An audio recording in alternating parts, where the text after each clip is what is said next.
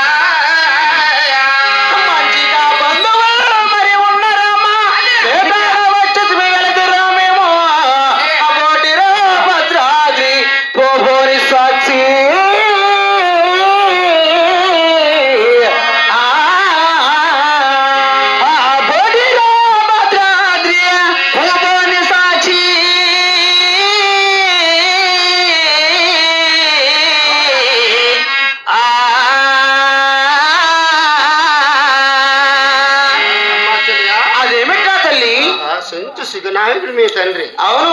ఆ సిగనాయకుని కుమార్తె వచ్చి నిన్ను సించురాలు అంటారు. అవును కదా నా తల్లి. బాబా ఎట్లా పుట్టావమ్మా తల్లి నువ్వు? అవును కదా మరి. చక్కగా అంత ఆనందంగా.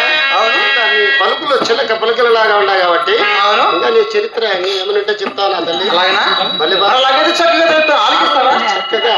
అవును మరి చెప్పమ్మా. సరే మా చెల్లి